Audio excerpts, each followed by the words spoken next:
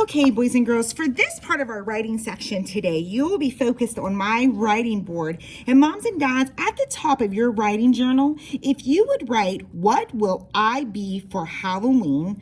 to get our little ones started would be fantastic. Once you have that written, you may stop the video and then resume the video once you have it written so we can move on with our lesson. Okay. So at our top, we have, "What will I be for Halloween?" Now, boys and girls, many of you are going to get to go dress up this year for Halloween, and hopefully we may have trick-or-treating, but with everything going on, Miss Pugh really isn't for sure. So if we don't get to go out and look at each other's costumes, we can always write about them in our journals. So to get started today, we are going to start by circling our question word. And that's the word "what."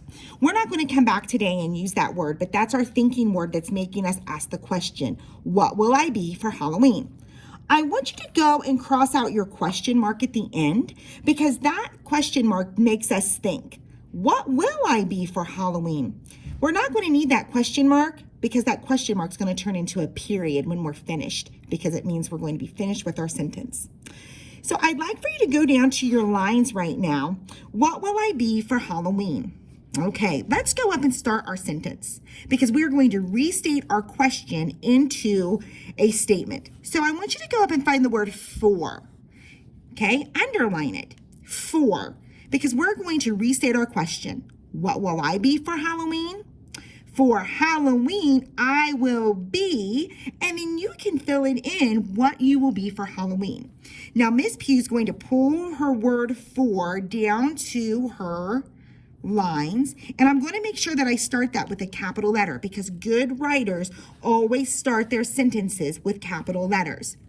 Once we have the word "for" written, we're going to cross it off at the top, and then we are going to make sure we bring in a spaceman. Now, you may not have a spaceman at home like Miss Pugh does, but you can use a crayon, a popsicle stick, a paper clip, anything that you can lay down after your word because words and spaces make it very easy for us to read our words, and that's another thing good writers do is put our spaces. After we have the word "f" or "for," I want you to go back up to your question and underline the word "Halloween." Notice Halloween has got a capital H at the beginning. We need to make sure we bring that capital H down when we write as well because Halloween is considered a holiday to some, and because it's considered a Halloween, we have to put a capital letter on there. For Halloween. Oh my goodness, Miss Pugh notices something. Look at the double trouble walking in this word Halloween. When two letters that are the same go walking together in a word, we call that double trouble. So for Halloween, I. Now I'm going to cross off Halloween at the top, and I'm going to come back and I'm going to find the word "I." For Halloween, I.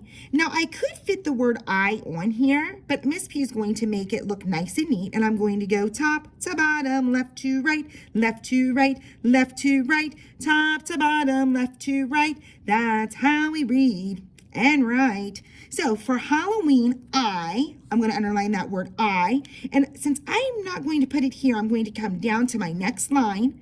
I is always capital letter. He always goes out with his hat and his shoes and make sure he's sitting on the red line. And then I'm going to bring that spaceman. Put that space down. Come back up to the top and cross off the word "I." Let's read what we've written so far. For Halloween, I will. Will.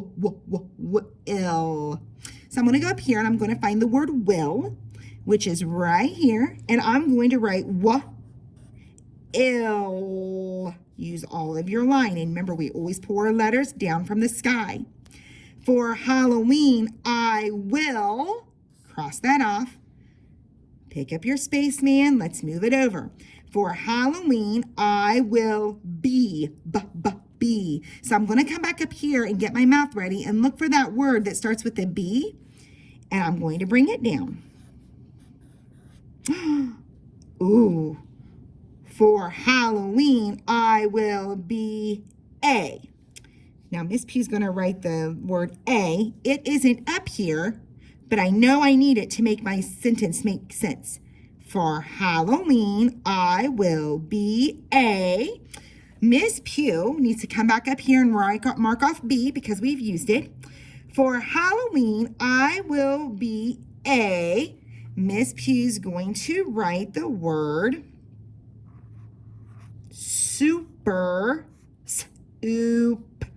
Try to stretch out your words on this one. Try to stretch out your sounds. Mommy and Daddy, you can write it in a highlighter, or teaching partner, you can write it in a highlighter, and they can come down and they can trace over your writing. For Halloween, I will be a superhero. What do I need in my sentence to make it stop? I need that period. Without a period, my sentence could go on and on and on and on around the world. So my question was, what will I be for Halloween? For Halloween, I will be a superhero. Now, up underneath your question is your time to illustrate your writing. So you're going to get your crayons and you're going to illustrate what it is you're going to be for Halloween. And Miss Pugh is going to draw herself as a superhero.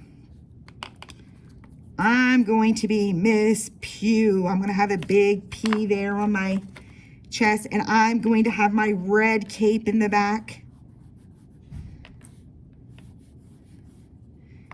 All right, here's my legs. And I'm going to have my arms reaching out because I'm going to get ready to go flying. So good authors always have the illustrations to match their writing. I would like to see your illustrations in your writing today. Whoops.